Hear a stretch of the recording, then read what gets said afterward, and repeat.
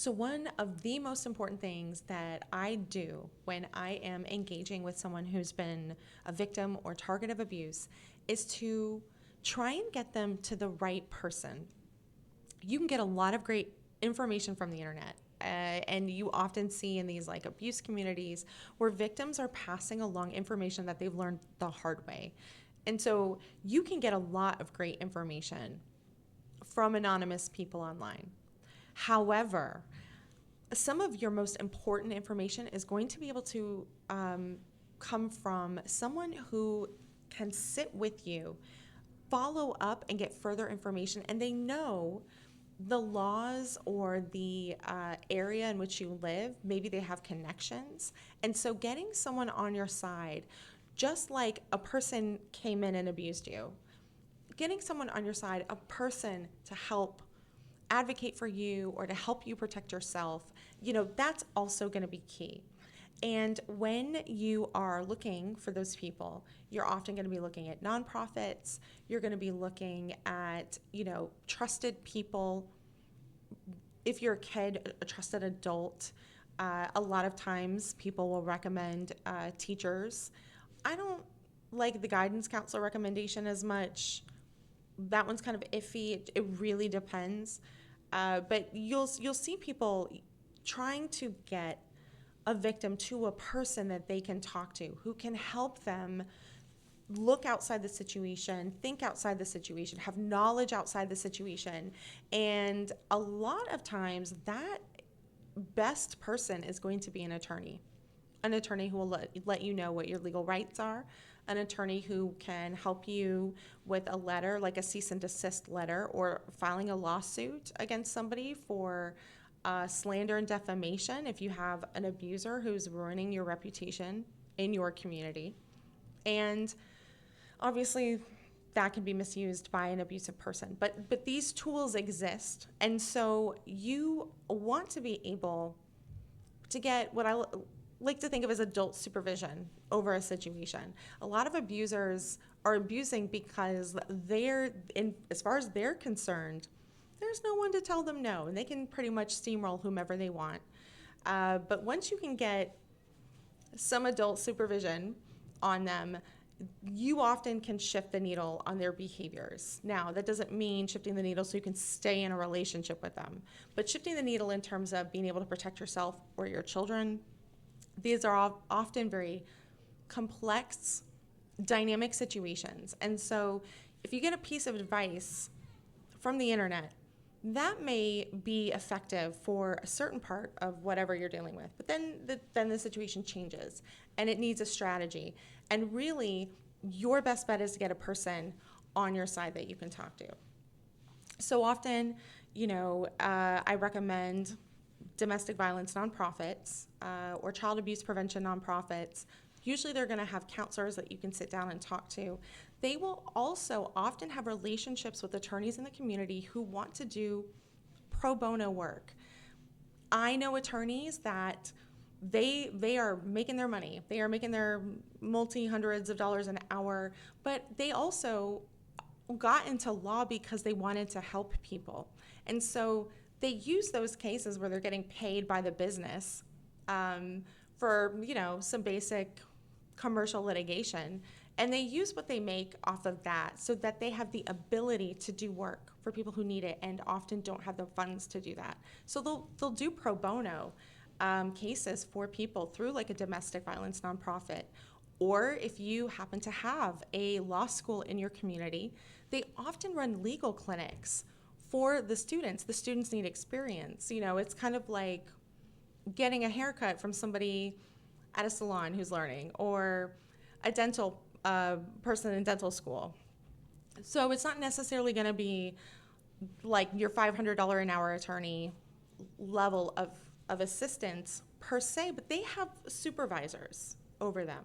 And so anything is better than trying to figure it out on your own. So you can often go to these law clinics, and many attorneys will offer something called a free consultation, or you can pay for an hour of their time so you can sit down and talk to them and say, this is my situation. And if you pay for an hour, get you your full hour. Don't leave any time on the table. That's expensive time. So if you have the ability to sit down with an attorney and talk to them, and they're usually going to give you some pretty realistic feedback.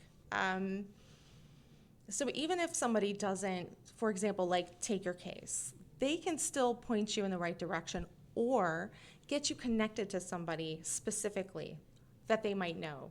Maybe they know somebody in the courthouse who might have some information you might be able to use, or they can refer you to another attorney.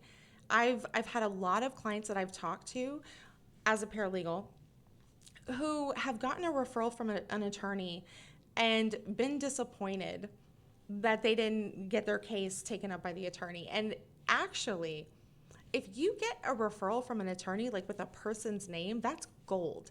That is the next best thing to having your case accepted by the attorney, because they're putting their name on that. When you call and you say, hey, I've been referred to you or your firm by this attorney, that attorney is putting the weight of their name and reputation behind their referral. Most people get a reference to the bar. They get the bar referral number, which is you call the bar and you explain your situation, and they figure out what type of law the case falls under, and then they give you the random person's name that falls in that category. So getting a name is so important. That is gold. That is gold. That gets you in the door. That gets you in front of somebody. The path to an attorney, a lot of people think about it in terms of like purchasing a product. Like, oh, I just go to the place and I purchase the product. And that is not what an attorney is. You are entitled to seek legal advice. You are not entitled to have an attorney. And many attorneys turn down most of the cases that come through their door. So you are, it's kind of like an artist. The legal system is so dependent on who is your judge, who is your attorney, that those people can turn the direction of your case. And so getting in front of the right person, being able to talk to them about your situation, understanding that they may not take your case, but they may be able to direct you to the right person. Like this is all extremely important information to have. And so I know when a victim is calling a place for help, it's very intimidating. And you're usually talking on the phone to somebody who is, they're doing their job, they're trying to get through their phone calls or whatever it is. And so I know when I was doing intakes for cases, I would sit on the phone with somebody for up to an hour, just getting information and details. We may not take that case, but I have all of the information. And, if we take the case, then I can use that information to move forward with it. But most intakes are probably going to be about 5 minutes. They're going to ask you some basic questions. And then at the 5-minute, mark, you may get, okay, well, I'll go ahead and get this to the attorney. We'll see if we can take your case, et cetera. And you kind of get the brush off. And so when you're on the other side of it, it definitely feels dismissive. And if you're a victim of abuse, that might feel triggering. And the thing is, you're going to have to resist the urge to be upset. Thank you so much for your time. If for some reason this attorney can't take my case, could they refer me maybe to somebody that they think would be a better fit for me? However you want to approach it. But if you can't get them to let you come in the door and sit down for an hour of their time, or if they won't take your case, then at least seeing if you can get them to refer you to the right person. The best way to get an attorney truly is to get a referral to the attorney from your community. Again, the legal field is very person-driven, and I've seen attorneys take cases that they wouldn't necessarily take, but for the person who recommended it. So someone comes in the door and they say, oh, so-and-so gave me your name. And because of the so-and-so, whomever that is, the attorney is now taking a case they wouldn't normally be interested in. You know, they're running a business. They have a very specific practice area. Good attorneys don't like to practice outside of their own practice area because there's too many variables aren't familiar with. So getting a referral from someone in your community to get to an attorney to then sit down and talk to them is like a great way to get an attorney. If you are in a high conflict divorce, a high conflict situation, you're gonna see advertisements for mediator type of attorneys, you know, for people who just they don't want to have conflict. Those attorneys will usually sell it as if almost like a mediation type of service. Oh, we just want to have a collaborative process, a collaborative divorce. However the material like phrases it. If you are dealing with a high conflict person, this attorney is not for you. You need a pit bull. So many victims of abuse, they go into this kind of situation and they think, oh no, I'm so tired and exhausted and I don't want to be in court fighting over everything. And I just want to have a peaceful divorce, or I would just want to have a peaceful child custody case, whatever it is. And the thing is, it's not up to you. If it were up to you, then you wouldn't have been abused, right? The reason things aren't peaceful is because of them. So trying to engage with the process from a peaceful perspective is going to undermine you because they're high conflict. They're going to get a high conflict attorney. And you're going to be sitting there with your que sera attorney who just wants to have a very mediation-like collaborative experience, and they are not the right choice for that situation. I also would say if you get a referral from somebody in the field and then you ignore that referral, you've unintentionally done a really dumb thing. So I've had situations where I've used my contacts to get someone a good referral for an attorney to go to. And then the person ignores the referral and then goes to a different attorney. And then it goes badly. You know, if you have someone who is in the legal field, who is able to get you a name, you might want to wait that. You know, they might have had to use their personal contacts to get that information for you. This is having a referral, having a recommendation is so much more important than I think people realize to that introduction process to the attorney.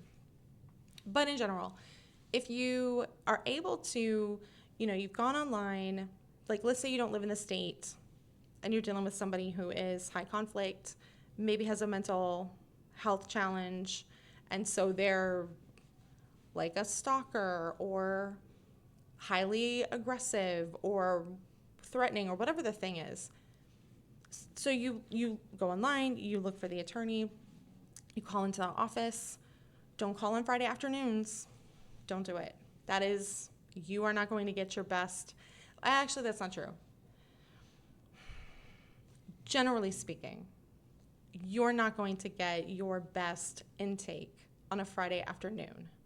I used to stay on Fridays specifically to capture those intakes, but over and over and over again, we would see the people that I would do the intakes for on like Friday afternoon were people who didn't end up respecting our time and people who weren't good clients. And that really sort of made me understand personally that when you give people a chance, you're often giving a chance to somebody who's not respecting you in the first place. And so it's, unfortunately, we got our worst clients on a Friday afternoon. But then randomly, you know, the attorney might be in and, you know, pick up a call, and then you have an amazing client. So you can't say never. But generally speaking, you're probably not going to get your best intake on a Friday afternoon. And generally speaking, the attorney's not going to be there. People are ready to go. And then many people are terrible at explaining their situation and what happened. And so you want to give enough information in a concise enough way that they can make a determination. But what victims of abuse really struggle with a lot is they want to give the whole context. And as you know, as someone on the ADHD, I understand. I will go with you on that journey. But most people are trying to maximize their time at work. And it just isn't feasible to have a person sitting on the phone for an hour getting every single bit of information.